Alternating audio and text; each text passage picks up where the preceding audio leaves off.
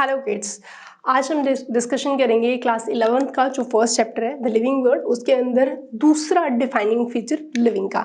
ठीक है, तो हम लोग क्या डिस्कशन कर रहे हैं, लिविंग के डिफाइनिंग फीचर।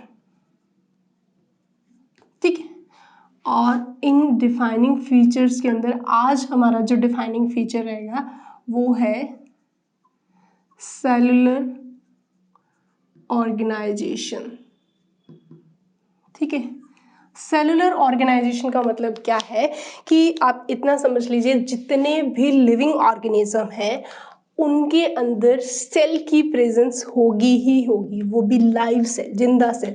ठीक है, तो सीधी सी बात है कि जो सेल है यानी कि ऑल लिविंग ऑर्गेनिज्म जो है वो किसके बने होते हैं, सेल के बने होते हैं। अब कुछ सेल की प्रेजेंस के बेसिस पे कुछ ऑर्गेनिज्म एक सेल के भी हो सकते हैं, कुछ ऑर्गेनिज्म बहुत सारी सेल्स के भी हो सकते हैं। तो सेलुलर ऑर्गेनाइजेशन का मतलब है प्रेजेंस ऑफ सेल। ठीक है, और सेल की प्रेजेंस के बेसिस पे यानी कि हम सेलुलर ऑर्गेनाइजेशन का मतलब होता है प्रेजेंस ऑफ सेल। ठीक है, और अब यहाँ पे सेल की प्रेजेंस की बात करें तो सिंगल सेल भी हो सकती है और मल्टीपल सेल भी हो सकती है। सिंगल सेल के बेसिस पे हम कौन से ऑर्गेनिज्म बोलते हैं, यूनिसेलुलर ऑर्गेनिज्म, और मल्टीपल के अंदर हम बोलते हैं मल्टी सेलुलर ऑर्गेनिज्म। ठीक है, तो ऑर्गेनिजम्स। ठीक, तो प्रेजेंस ऑफ सेल जो है वो सिर्फ और सिर्फ हमें किस में देखने को मिलती है, लिविंग के अंदर। ठीक है, अब इसीलिए हर एक लिविंग किसका बना हुआ है, सेल का बना हुआ है। इसीलिए जो सेल है उसके लिए हमारे पास कुछ स्टेटमेंट रहते हैं। देखो, सेल को हम बेसिक यूनिट ऑफ लाइफ भी बोलते हैं। ठीक है, या लिविंग भी बोल सकते हो। इसको हम बेसिक यूनिट इसलिए बोलते हैं क्योंकि कोई भी सेल है उसका जो स्टार्टिंग है या कोई भी लिविंग है उसका जो ओरिजिन है वो कहाँ से हो रहा है, सेल से हो रहा है। ठीक है, इसीलिए उसको क्या बोला सकता है, सबसे छोटी और बेसिक यूनिट बोला जाता है। इसके अलावा सेल को हम स्ट्रक्चरल यूनिट ऑफ लिविंग भी बोलते हैं। स्ट्रक्चरल यूनिट का मतलब क्या है कि जितने भी लिविंग है उनकी जो स्ट्रक्चर है वो किसके थ्रू मेंटेन रहती है, सेल के थ्रू। ठीक है, अगर एक सेल से कोई ऑर्गेनिज्म बन रहा है तो यूनिसेलुलर, बहुत सारी सेल से बन रहा है तो उसको हम बोलते हैं मल्टी सेलुलर ऑर्गेनिज्म। दूसरा, इसको स्ट्रक्चरल यूनिट ये भी यूं भी बोलते हैं क्योंकि जितने भी लिविंग है वो एक सेल के साथ साथ मल्टी सेलुलर ऐसे हो जाते हैं क्योंकि सेल्स जो है वो आपस में ज्वाइंट होके क्या बनाती है, टिश्यू बनते हैं। टिश्यू से आगे क्या बनते हैं, ऑर्गन। ठीक है, और ऑर्गन से क्या बनता है, ऑर्गन सिस्टम बनता है, और ऑर्गन सिस्टम से क्या बनता है, एक पूरी की पूरी बॉडी बनती है। किसकी, किसी भी ऑर्गेनिज्म की बॉडी का फॉर्मेशन हो रहा है। तो सेल से टिश्यू, टिश्यू से ऑर्गन, ऑर्गन से पूरा ऑर्गन सिस्टम, और ऑर्गन सिस्टम से पूरी की पूरी बॉडी बनना। यानी कि किसी भी लिविंग ऑर्गेनिज्म की स्ट्रक्चर कौन मेंटेन करके रख रहा है, सेल मेंटेन करके रखता है। इसीलिए इसको हम क्या बोलते हैं, स्ट्रक्चरल यूनिट ऑफ लिविंग बोला जाता है। नेक्स्ट पॉइंट, जो सेल है, सेल को हम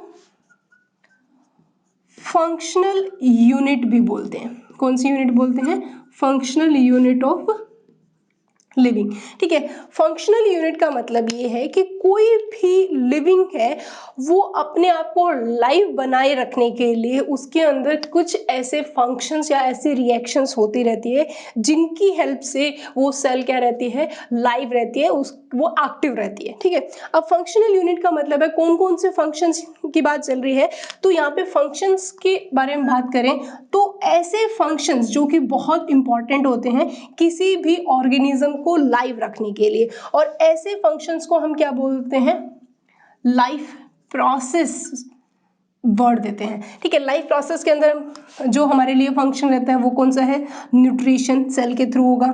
ठीक है, रेस्पिरेशन वो भी सेल के थ्रू होगा। ठीक है, सर्कुलेशन वो भी सेल के थ्रू होता है, एक्सक्रीशन वो भी किसके थ्रू होता है, सेल के थ्रू होता है। तो ये जितने भी वाइटल एक्टिविटीज है इनको कौन परफॉर्म करती है, सेल परफॉर्म करती है। तो इसीलिए सेल को हम क्या बोलते हैं, फंक्शनल यूनिट ऑफ लिविंग बोलते हैं, क्योंकि ना तो न्यूट्रिशन के बिना, ना रेस्पिरेशन के बिना, सर्कुलेशन के बिना और एक्सक्रीशन के बिना कोई भी सेल, चाहे वो यूनिसेलुलर ऑर्गेनिज्म हो चाहे वो मल्टीसेलुलर ऑर्गेनिज्म हो, वो कभी भी जिंदा नहीं रह सकता।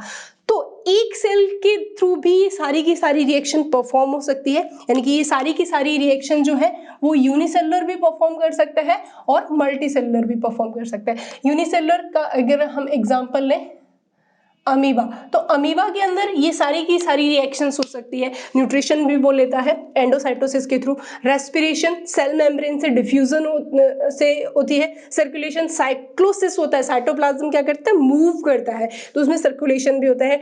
एक्सोसाइटोसिस, जो अनडाइजेस्टेड पार्टिकल्स होते हैं उनको वो बाहर भी निकाल सकता है। तो ये जितने की जितने लाइफ प्रोसेस होती है, आपने वैसे भी 10th के अंदर इनको बहुत डिटेल में किया था, जहाँ पे अमीबा का एग्जांपल मैंने इसीलिए क्योंकि आपने रिसेंटली 10th के अंदर ये स्टेप्स देखे थे जिनके अंदर डाइजेशन की फिनोमेना भी कंप्लीट हो रही थी। ठीक है, तो आप एक चीज देखिए, जो फंक्शनल यूनिट क्यों बोला जाता है कि एक सेल है वो different type of function perform कर सकती है, न्यूट्रिशन, रेस्पिरेशन, सर्कुलेशन, एक्सक्रीशन, तो ये सारे के सारे जो फंक्शंस हैं वो एक सेल से भी हो सकता है। प्लस ये सारे के सारे फंक्शन जो कॉम्प्लिकेटेड ऑर्गेनिज्म है उनके अंदर मिलकर कुछ ये काम करते हैं, जैसे टिश्यू के थ्रू भी हो सकते हैं, ऑर्गन के थ्रू, ऑर्गन सिस्टम, या फिर इस तरीके के पूरे बॉडी सिस्टम होते हैं जिनके अंदर ये सारी की सारी वाइटल एक्टिविटीज क्या की जाती है, परफॉर्म की जाती है। तो सेल को हम basic unit, structural unit, functional unit के साथ साथ एक चीज और भी बोली जाती है, सेल को बोला जाता है heredity unit of living. Heredity unit of living भी बोला जाता है। हेरिडिटी यूनिट का मतलब होता है, यहाँ पे एक चीज क्लियर करो, हेरिडिटी का मतलब है कि हेरिडिटी का मतलब है जेनेटिकल मटेरियल, ठीक है, या जेनेटिक यूनिट भी बोल सकते हो। रीजन ये है कि जो सेल है यानी कि सेल, और सेल के अंदर क्या प्रेजेंट होता है बच्चों, न्यूक्लियस, ठीक है, और न्यूक्लियस के अंदर क्या प्रेजेंट होता है, जेनेटिकल मटेरियल होता है, ठीक है।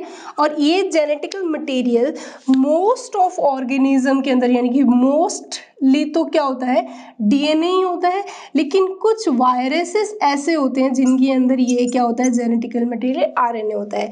तो ये जो जेनेटिकल मटेरियल है वो किस में स्टोर होता है, वो न्यूक्लियस में स्टोर होता है, ठीक है। और ये जो जेनेटिकल मटेरियल होता है इसी से ही पूरी की पूरी हेरिडिटी क्या होती है, कंट्रोल होती है। हेरिडिटी का मतलब यहाँ पे है कि वो ऑर्गेनिज्म की स्ट्रक्चर कैसी होगी, फंक्शन कैसा परफॉर्म करेगा, या उसके जो कैरेक्टरिस्टिक्स है वो कैसे होंगे, ये डिसाइड कौन करता है, उनकी हेरिडिटी। तो जो इनको, यानी कि आप यूं समझ सकते हैं कि heredity unit of the living का मतलब यही है यहाँ पे, क्योंकि ये किसको स्टोर करके रखती है, हेरिडिटिकल या जेनेटिकल मटेरियल को स्टोर करके रखती है। तो या आप ऐसे भी बोल सकते हो कि स्टोर हाउस ऑफ हेरिडिटिकल मटेरियल भी हम किसको बोल सकते हैं, सेल को बोल सकते हैं। ये चीज अलग है कि वो क्रोमोसोम में होता है, कईयों में क्रोमोसोम में नहीं होता, क्योंकि कईयों के पास वेल डेवलप न्यूक्लियस भी नहीं होता।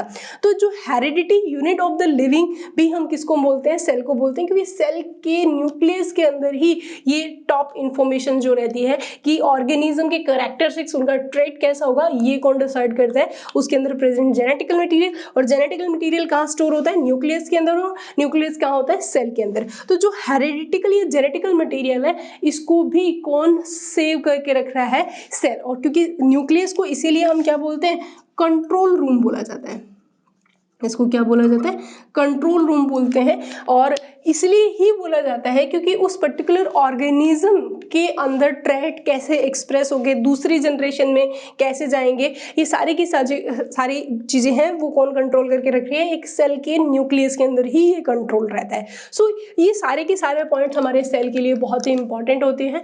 तो सेल की प्रेजेंस सारे के सारे लिविंग्स के अंदर देखने को मिलते हैं, इसीलिए जो सेलुलर ऑर्गेनाइजेशन है वो एक डिफाइनिंग फीचर है किसका, लिविंग का।